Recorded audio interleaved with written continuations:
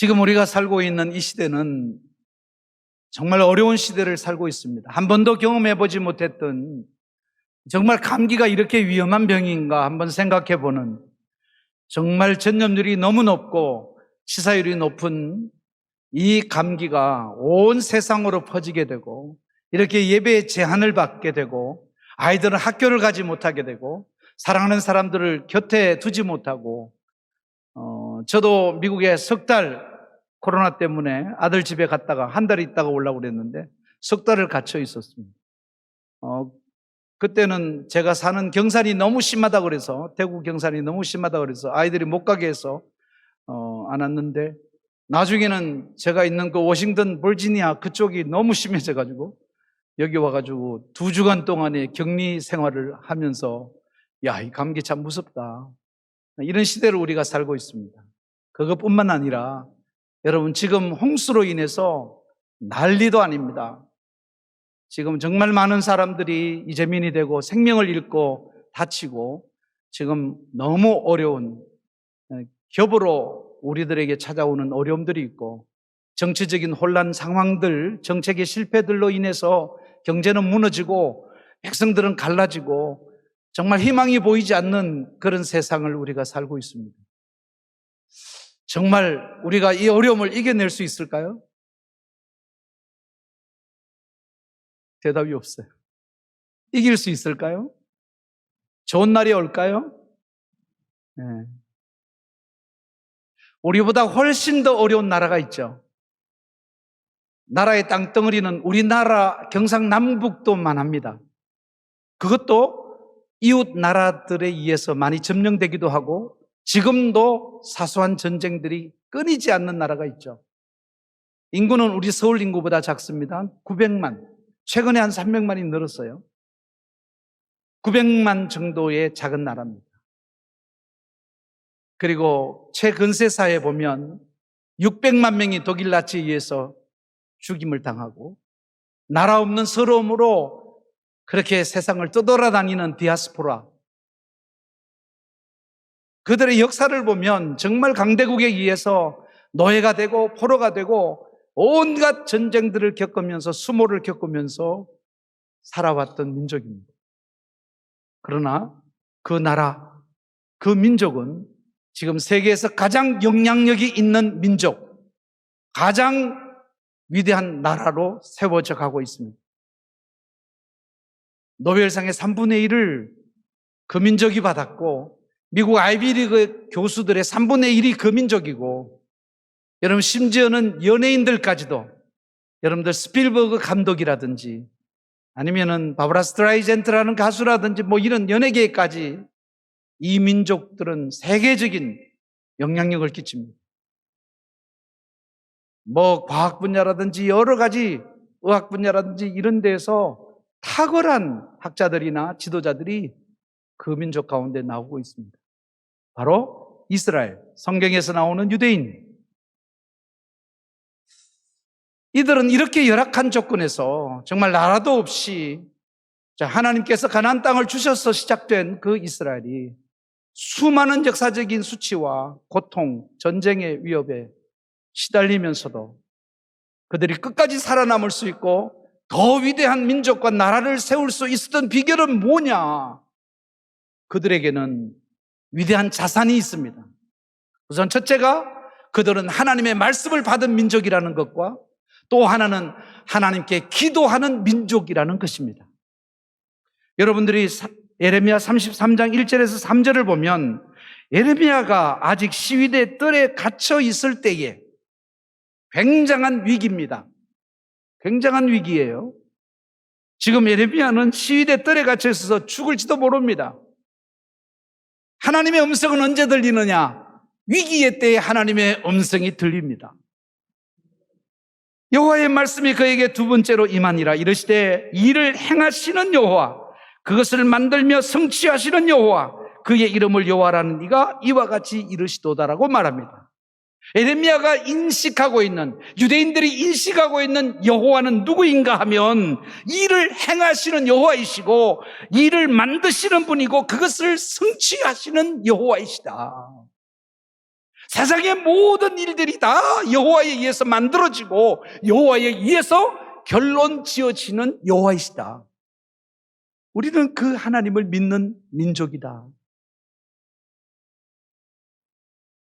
그분이 너는 내게 부르짖어라. 내가 네게 응답하겠고 네가 알지 못하는 크고 은밀한 일을 네게 보이리라. 아멘.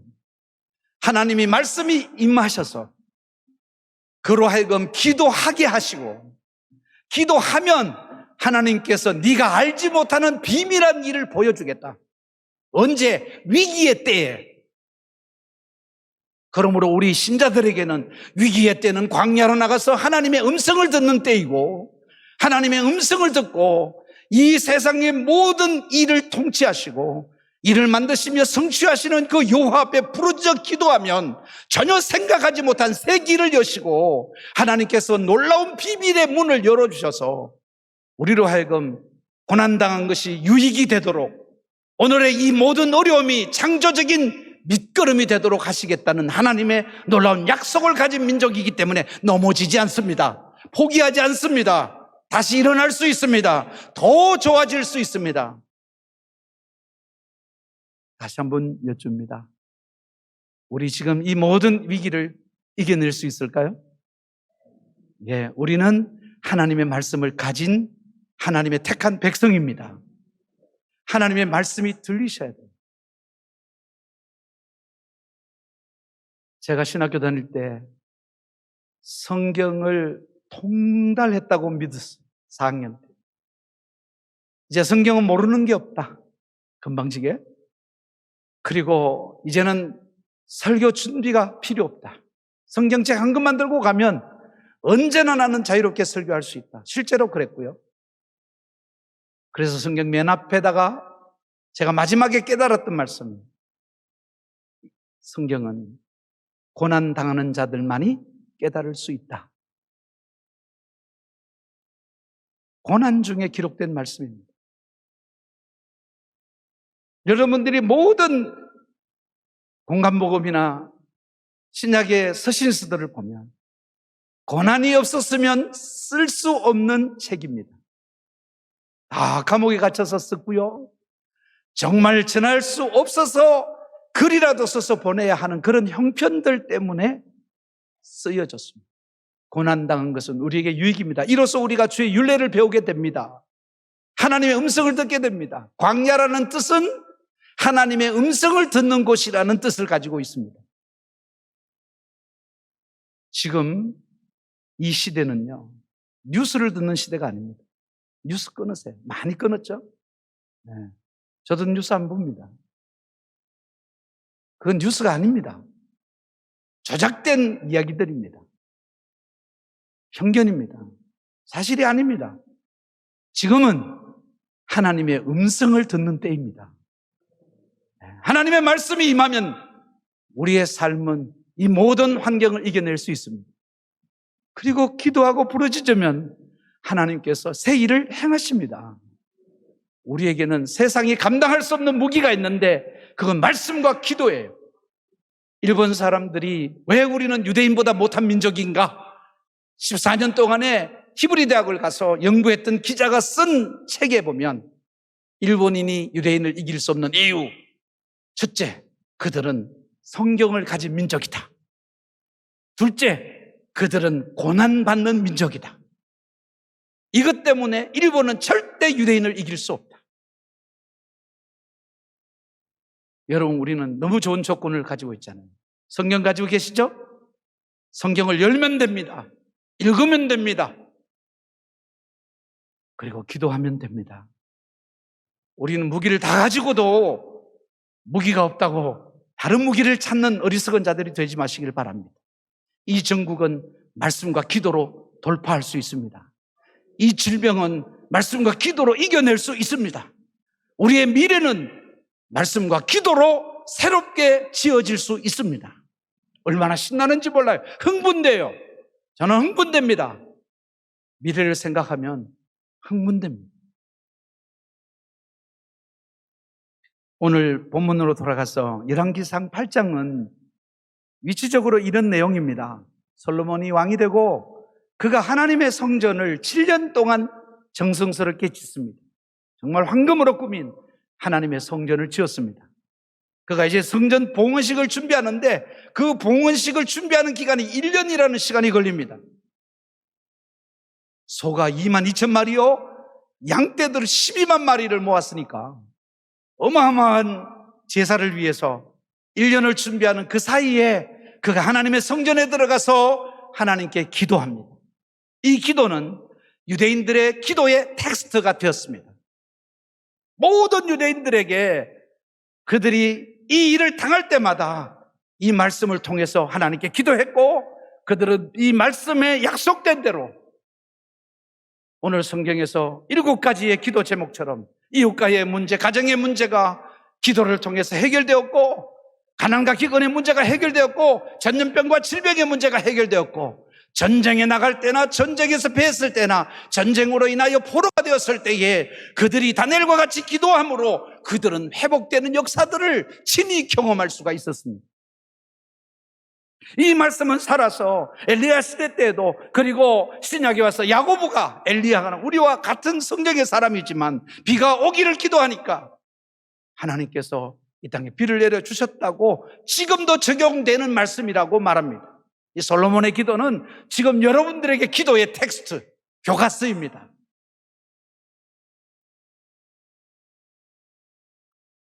오늘 여기에서 이 솔로몬이라는 사람의 기도의 신학은 어떤 건가? 그의 기도를 통해서 또 그의 일생을 통해서 기도가 우리에게 주는 성경적인 메시지는 무엇인가 하는 것을 살펴보고 은혜를 나누려고 합니다. 첫 번째는, 모든 문제는 기도로만 풀 수 있다는 믿음입니다. 모든 문제는 기도로만 풀 수 있다는 믿음이 이 솔로몬이 기도하게 만든 요인이고, 이스라엘 백성들이 기도로 살아가며 해결하며 하나님의 축복을 누렸습니다. 첫 번째 기도 제목은 굉장히 사소한 기도의 제목입니다. 31절에 보면, 만일 어떤 사람이 그 이웃에게 범죄함으로 맹세시킴을 받고 그가 와서 이 성전에 있는 주의 제단 앞에서 맹세하거든 주는 하늘에서 들으시고 행하시되 주의 종도를 심판하사 악한 자의 죄를 정하여 그 행위대로 그 머리에 돌리시고 어려운 자를 어렵다 하사 그의 어려운 바대로 갚으시옵소서 그랬습니다. 잘잘못을 따질 때 자기들끼리 다투면서 따지지 말고, 자기들이 재판관이 되어 따지지 말고 하나님께 나와서 기도하면 하나님이 재판장이 되게 하여 주옵소서. 잘못한 자는 벌을 주시고 잘한 자는 칭찬해 주십시오. 굉장히 사소한 문제입니다. 이웃 간의 갈등, 이웃이라면 가족도 이웃일 수 있습니다. 여러분, 남편 쳐다보면 가끔 새롭지 않아요? 낯설지 않아요? 이웃 아저씨 같지 않아요? 하숙생 같지 않아요? 네. 마누라 보면 낯섭니다. 처녀 때는 안 저랬는데, 네, 그럴 수도 있어요. 아이들 보면 내가 낳았지만 정말 이상합니다. 부모님 정말 날라하시는지 의심이 될 정도로 부모 같지 않습니다. 사소한 말 한마디 때문에, 부모의 죄 때문에, 부부의 죄 때문에, 아이들의 죄 때문에 아주 작은 죄가 그 가정을 갈라놓고 가정이지만 가정이 아닌, 그래서 상처투성이인, 정말 들어가고 싶지 않는, 정말 감옥의 형틀 같은 그런 가정을 살아가는 사람들이 너무나 많습니다. 마가복음 9장 29절에서 기도 외에 다른 것으로는 이런 유가 나갈 수 없다고 말하는 것처럼 사소한 문제도 기도로만 풀 수 있다. 중대한 문제도 기도로 풀어지고 아주 작은 문제도 기도로 풀어지는데, 오늘 첫 번째로 강조하고 싶은 것은 작은 문제를 위해서 더 열심히 기도하라는 것입니다. 하인리의 법칙이라는 게 있어요. 1대 29대 300이라는 이론입니다.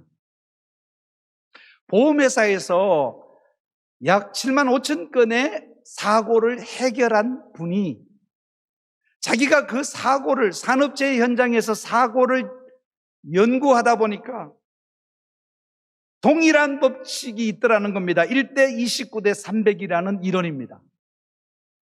산업재해로 말미암아 한 사람의 중상자가 나왔을 때에 그 회사에 그 사람과 동일한 조건에서 일하는 사람, 동일한 위험군에 놓여 있는 사람들이 이미 경상자가 되어서 29명이 사고를 겪었더라는 것입니다. 다시 말하자면은 가벼운 경상이었기 때문에 그냥 지나쳤다는 것입니다. 그리고 지금도 동일한 환경에서 일하고 있는 사람들이 있다는 겁니다. 300명이. 이들은 앞으로 잠재적인 부상자가 될 수 있는 위험군에 놓여 있는 사람이 300이나 된다는 것입니다. 한 가지를 소홀히 하면 이것이 300가지 위험이 될 수 있다. 마이클 레빈이라는 미국 홍보 전략가가 자신이 쓴 깨진 유리창의 법칙이라는 책을 통해서 말합니다. 기업의 미래는, 이건 뭐 기업의 미래뿐 아니라 가정의 미래는, 교회의 미래는, 여러분의 직장의 미래는, 모든 인생의 미래를 다 되겠죠. 전략이나 철학의 부재에 있는 게 아니야. 깨진 창틀 같은 아주 사소한 것 때문에 우리의 미래가 결정된다는 것입니다.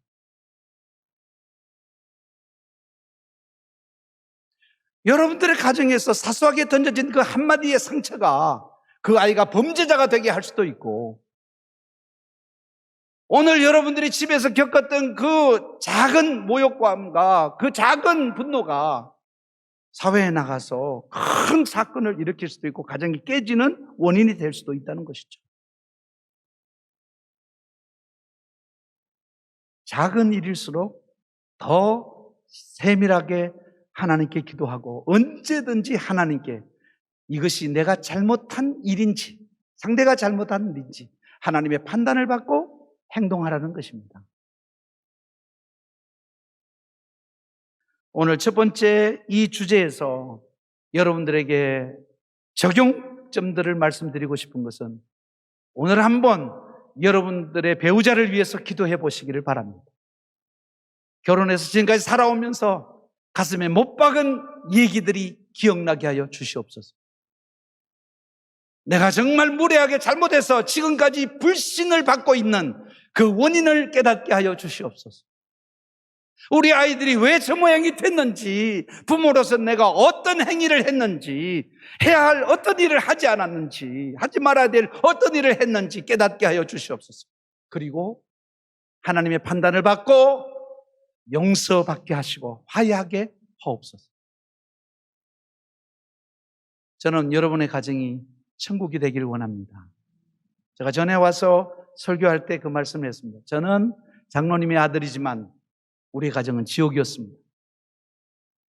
저는 그래서 결혼하지 않으려고 했던 사람입니다. 가정에 자신이 없었습니다. 어머니를 때리고 자녀들을 때리고 욕하고 밥상이 어머니 머리로 날아가는 그런 집에서 살았기 때문에 나는 가정에 대해서 자신이 없었습니다. 자녀를 낳을 자신도 없었고 키울 자신도 없었습니다. 저는 그 상처가 제가 목회하면서 10년 가까이 가도록 제 마음에서 치워지지 않는 상처로 남아 있었습니다. 아버지에게 한마디 듣고 싶었습니다. 미안하다는 말, 사랑한다는 말 듣고 싶었습니다. 한 번도 듣지 못했습니다. 제가 어느 날 다른 문제로 인해서 하나님께 기도합니다. 우리 아버지 데려가시든지 고쳐주시든지. 너무너무 억울해서 철회하다가 새벽에 비몽사몽간에 아이디어가 하나 떠올랐습니다. 한 건 잡았습니다. 제가 지금까지 태어나서 보니까 우리 아버지한테 사랑한다는 말을 한 번도 들은 역사가 없었더라고요. 정확해요. 한 번도 들은 적이 없고 해지길 놈이고 쓸데없는 놈이고 망할 놈이었습니다.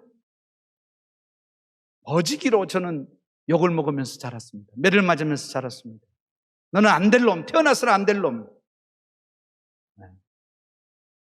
그러니까 하나님 앞에 당당하게 얘기했습니다. 이런 아버지가 어디 있냐고. 나는 우리 애들한테 하루에 30번 이상 고맙다, 사랑한다, 자랑스럽다, 존경한다. 난 그러고 사는데 이 아버지는 오늘도 입을 닫고 계십니다. 근데 하나님, 성령이 갑자기 제 마음을 차지하셨습니다. 너는 한 번이라도 해본 적이 있니? 한 번도 해본 적이 없어요. 친구들하고 앉으면 우리 아버지 욕합니다. 그 영감쟁이. 저는 훨씬 더 했더라고요. 그러면서 하나님이 아버지가 저한테 했던 좋은 일들이 생각나기 시작했어요. 아버지가 중학교 때 공부 잘했다고 오메가 시계를 선물로 했던 일, 성적표 받고 난 다음에 아버지한테 자랑했더니 아버지가 그 당시에 부잣집만 가는 스시집에 가서 그 매운 고추 그거 한 숟가락 먹여가지고 죽다 살아난 일. 아버지가 단골이기 때문에 이거 특별하게 주문했는데 여러분들 아시죠? 와사비라는 거. 그거 한 그릇 가져왔는 한 숟가락 그대로 퍼먹어라. 이건 숨도 쉬지 말고 먹어라. 그랬더니 여기서부터 빵꾸가 나기 시작해가지고 죽다 살아났어. 그리고 사람을 때려가지고 그 당시 돈으로 150만 원 물려주고 우리 어머니한테 그래도 맞고 돌아지 않고 패고 돌아다니니까 남자답아서 좋다는 말을 했다는 얘기. 그게 그동안 생각 안 났는데 기도하니까 그게 다 생각이 나. 나는 그런 아버지가 될 수 있을까 자신 없더라고. 그래서 아버지에게 사랑한다는 말을 하기로 결심했는데 3일 동안 아버지 얼굴만 보면 입이 굳어져가지고 말이 안 나와서 성령님께서 지혜를 주셔서 밖에 나가서 공중전화를 해라. 공중전화로 저희 아버지에게 말씀드렸습니다. 아버지 사랑합니다. 그랬더니 지랄한다. 어디고? 빨리 들어와! 욕만 바가지로 먹고 얼마나 울었는지 모릅니다. 하나님 그러면 그렇지. 나는 사랑한다 했는데 우리 아버지는 나보고 지랄한다고 합니다. 1시간 뒤에 갔더니요. 우리 집 차고 문을 열면 바로 부엌입니다. 그 차고 문 앞에 꿇어앉아서 울고 계시더라. 그러면서 나를 안아주면서 강호야 미안하다. 강호야 나도 너 사랑한다. 그 극적인 화해가 몇 시간 동안 이어졌습니다. 그리고 난 후에 저는 효자가 됐고 저희 아버지는 저에게 성부가 됐습니다. 정말 너무 행복하게 부자간의 관계를 갖다가 얼마 되지 않아서 아버지는 간암으로 돌아가셨어요. 시간이 없더라고요.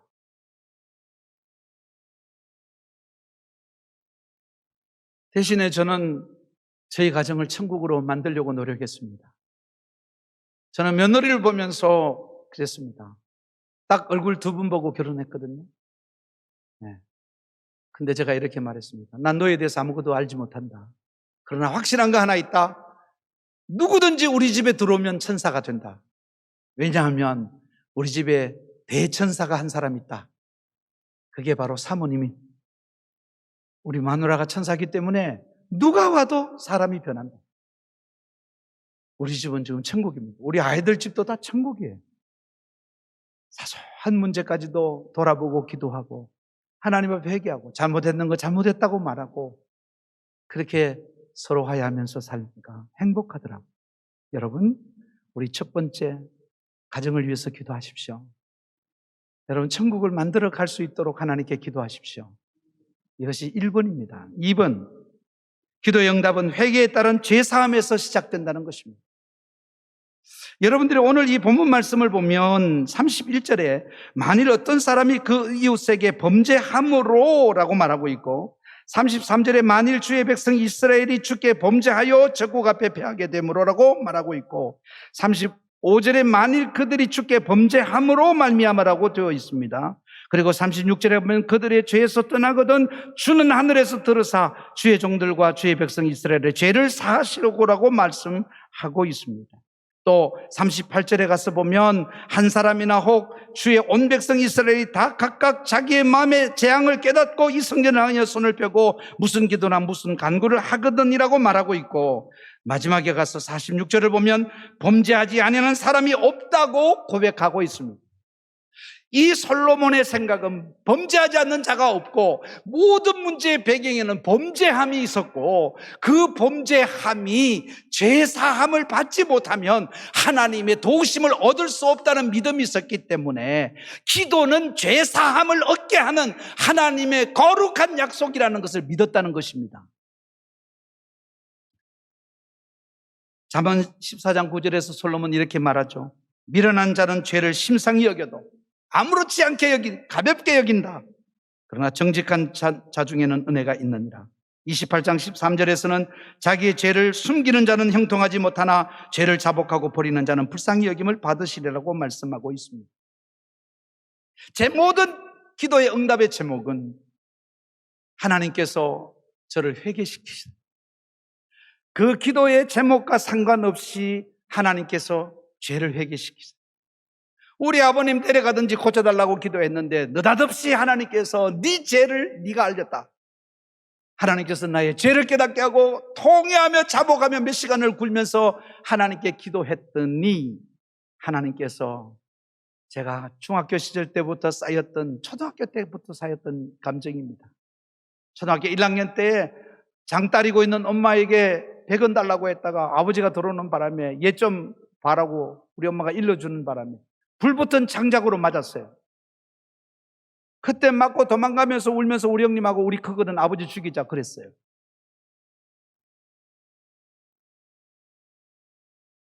그랬는데 문제의 원흉은 저였더라. 하나님의 심판은 내가 잘못했다는 거예요. 여러분 기도해 보면요, 다른 사람 문제 가지고 기도하면요 생전 응답 못 받습니다. 내가 잘못했다는 걸 깨닫고 회개할 때야 문제가 풀어집니다. 그때야 응답이 일어납니다. 새로운 길이 열립니다. 크고 비밀한 일을 보게 됩니다. 여러분들께서 이 말씀 기도 뒤에 성전 봉헌식이 이루어지는데 소가 몇 마리? 22,000마리를 제물로 드립니다. 제가 소값을 물어봤어요. 지금 시골에 있기 때문에 사촌 형님한테 소 한 마리 얼마야 그랬더니 지금 한우가 비싸져가지고 한 마리에 1,500만 원. 제가 22,000마리 곱해보니까 3,300억 원이에요. 소값만.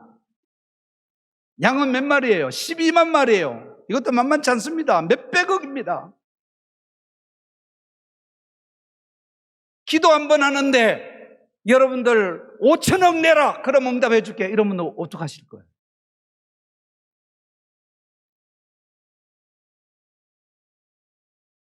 하나님 앞에 제가 그렇게 비싸다는 겁니다.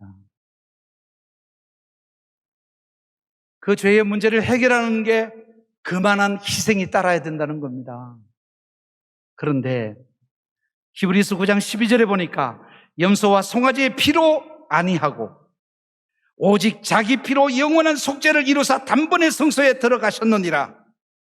히브리서 9장 25절 26절에 대제사장이 해마다 다른 것의 피로서 성소에 들어가는 것 같이 자주 자기를 드리려고 아니하실지니 그리하면 그가 세상을 창조할 때부터 자주 고난을 받았어야 할 것이로되 이제 자기를 단번에 제사로 드려 죄를 없게 하시려고 세상 끝에 나타나셨느니라. 아멘. 이제는 그 모든 동물 제사, 아니 22,000마리 아니라 22만 마리의 제사를 드려도 그렇게 드려지는 기도보다 예수 그리스도의 보혈의 피의 공로를 의지하고 나가면 하나님께서 우리의 죄를 사하시고 우리에게 기도에 응답해 주시는 줄로 믿습니다. 이 나라의 모든 문제는 예수 그리스도의 보혈 앞에서 해결될 수 있습니다. 여러분들 인생의 문제는 다 예수 그리스도의 보혈 앞에서 해결될 수 있습니다. 예수 그리스도의 보혈은 돈으로 환산되지 않습니다. 값으로 따질 수가 없습니다. 우리가 기도할 때마다 예수 그리스도의 보혈의 피로 나간다는 사실을 믿으시기를 바랍니다. 내가 기도할 때에 하나님과의 화해가 이루어집니다. 내가 기도할 때에 내 죄를 사하시는 그리스도의 보혈이 하나님 앞에 올려집니다. 여러분들 예수 그리스도의 보혈의 가치를 제대로 아시는지 모르시겠어요. 구약을 읽어보세요. 이 솔로몬의 일천번제를 읽어보세요. 여러분들 모든 제사들을 읽어보세요. 이스라엘은 수많은 제사들이 있습니다.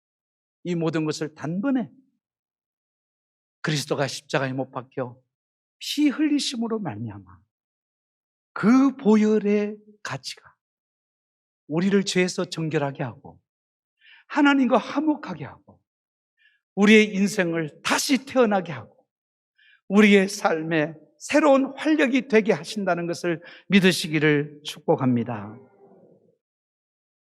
마지막 세 번째로, 오늘 이 말씀에 전체 솔로몬의 인생의 배경을 비추어 보면 더 큰 교훈이 있는데, 기도를 거치면 모든 것을 잃는다는 것입니다.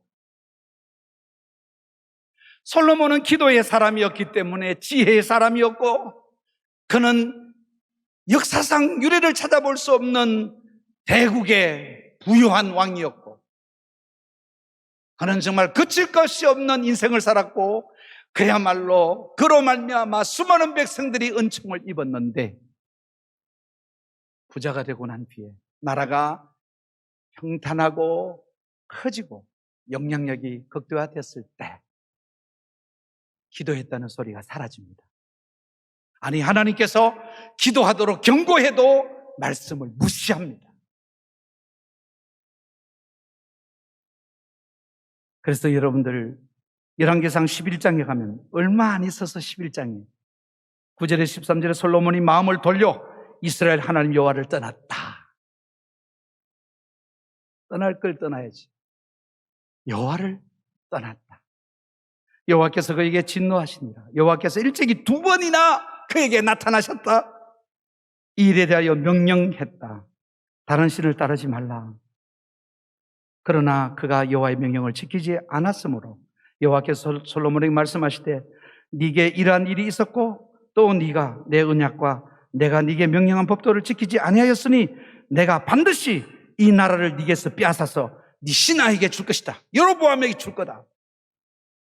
그러나 네 아버지 다윗을 위해서 네 세대에는 이 일을 행하지 않고 네 아들의 손에서 빼앗을 것이다. 오직 내가 이 나라를 다 빼앗지 아니하고 내 종 다윗과 내가 택한 예루살렘을 위하여 한 지파를 내 아들에게 주리라. 여러분, 이건 솔로몬에게 저주입니다. 여러분에게 여쭤보겠습니다. 여러분이 잘못하면 여러분이 맞는 게 낫겠어요? 자식이 맞는 게 낫겠어요? 말 좀 해보세요. 여러분이 잘못해서 여러분이 병 걸리는 게 낫겠어요? 자식이 병 드는 게 낫겠어요? 여러분이 망하는 게 낫겠어요? 자식이 망하는 게 낫겠어요? 그런데 영성이 떨어지고 하나님을 떠나니까 이 솔로몬은 아들이 어떻게 됐거나 간에 자기 세대에는 자기 아버지 덕으로 살려준다고 하니까 땡큐, 그리고 기도하지 않습니다. 결국 아들 르호보암 때에 나라가 둘로 갈라지고 결국은 이스라엘은 멸망의 길로 들어서는 불명예를 안습니다. 모든 걸 잃어버렸습니다. 단 한 가지 때문에, 기도하는 자리로 돌아가지 않았기 때문에. 여러분 히스기야 잘 아시죠? 히스기야 열왕기하 20장 16절에서 19절에 보면 이사야가 히스기야에게 이르되 여호와의 말씀을 들으소서. 여호와의 말씀이 날이 이르리니 왕궁의 모든 것과 왕의 조상들이 오늘까지 쌓아두었던 것이 바벨론으로 옮긴 바 되고 하나도 남지 아니할 것이요. 이거 막 자랑하고 막 창고를 열어 자랑하니까 하나도 남지 않게 될 것이다. 또 왕의 몸에서 날 아들 중에서 사로잡혀 바벨론 왕궁의 환관이 되리라 하셨나이다. 하니 히스기야가 이사야에게 이르되 당신이 전한 바 여호와의 말씀은 선합니다. 아니, 다 뺏기고 네 아들 중에서 사로잡혀 바벨론의 황궁이 된다는데 선합니다. 왜 선하냐? 이르되 만일 내가 사는 날에 태평과 진실이 있으면 괜찮잖아요. 있을진데 어찌 선하다 하지 아니하리로 하니. 아니, 우리 자식이 어떻게 되든 내가 괜찮다는데 하나님은 참 선하신 분. 이때 하나님이 확 망하게 했어야 자식이 살아날 텐데. 므낫세는 이스라엘의 가장 악한 왕이 돼서 이 이사야의 몸을 톱으로 켜서 죽입니다. 회복할 수 없는 나라가 되게 합니다. 기도의 사람, 기도로 15년의 생명을 연장했는데 그 연장한 15년 사이에 2년 만에 하나님께서 아들이 없었던 그에게 아들까지 주셨는데 기도의 자리를 벗어남으로 모든 것을 빼앗기고 아들은 악한 왕이 되어 이스라엘의 멸망의 시초가 되었다는 것. 기도의 자리를 떠나면 자기만 망하면 되는데 하나님이 당대는 대체로 봐준답니다. 저도 우리 아버지 어머니 기도 덕분에 잘못해도 하나님이 거의 봐주세요. 그게 문제예요. 예수 잘 믿는 부모님 두고 있는 사람의 문제는 뭐냐면 잘못해도 하나님이 아버지 때문에 엄마 때문에 봐주는 거예요. 그런데 제가 잘못한 건 누구에게? 자녀들에게 갚겠다.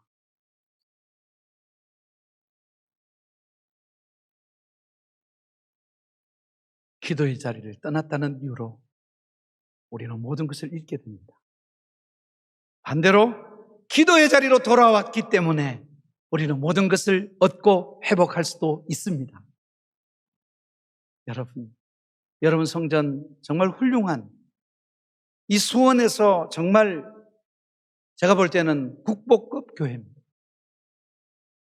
그리고 리모델링을 해서 예배드리기 얼마나 좋은지 몰라요. 전 여기 와서 힐링 받고 갑니다.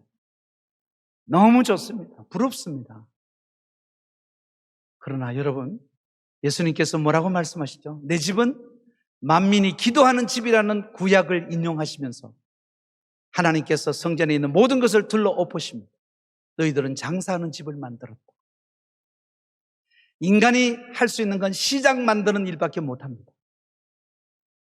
여러분들, 초대교회가 처음에는 자기의 재산을 다 팔아서 사도들 발 앞에 두고 필요를 따라 나누어 섰는데 얼마 안 가서 시장이 돼가지고 야고보, 그 초대교회 담임 목사였던 야고보가 야고보서에서 쓰기를 뭐라고 써요? 너희들은 금가락지를 끼고 부자가 들어오면 앞자리에 앉으라고 그러고 가난한 사람이 들어오면 서 있으라든지 나가라고 하든지 뒤에 앉으라고 그렇게 하는 교회가 되어버렸다.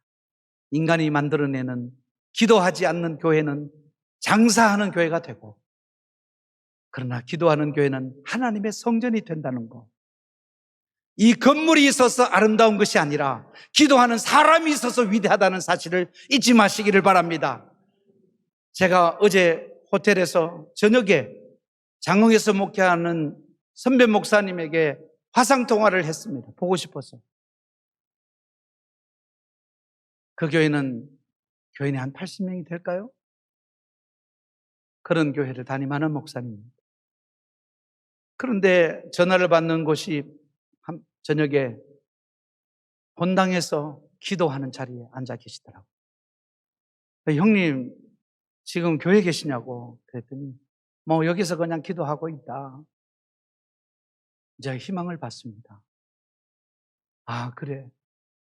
지금 이런 상황 속에서 이 비가 오고 정말 코로나로 인해서 고통스러운 이 시간도 사모는 지금 다리를 다쳐가지고 기부스를 하고 목사님의 도움이 필요한데도 목사님 교회에 나와서 하나님께 기도하고 있다. 내가 희망을 보았습니다. 여러분들에게 마지막 도전을 하면서 부탁합니다. 기도의 빈자리가 없기를 바랍니다. 이제 기도를 새롭게 시작하려고 하는 여러분 교회에 오늘 기도하고 또 기도하라. 여러분들 성경에 보니까 사무엘과 예레미야 같은 사람은 일생을 하나님께 기도합니다. 이유는 하나님의 말씀을 발견하고 70년 후에 포로에서 돌아온다는 그 예레미야, 다니엘 그들이 하나님 앞에 끝까지 기도할 수 있었습니다. 여러분, 우리 70년 뒤를 내다보면서 기도합시다. 하나님께서 그렇게 할 때에 하나님이 이 땅 위에 에스라도 보내주시고 이 땅 위에 느헤미야도 보내주시고 스룹바벨도 도우시고 하나님께서 일꾼들을 세워서 반드시 재건의 역사가 일어나게 될 줄로 믿습니다.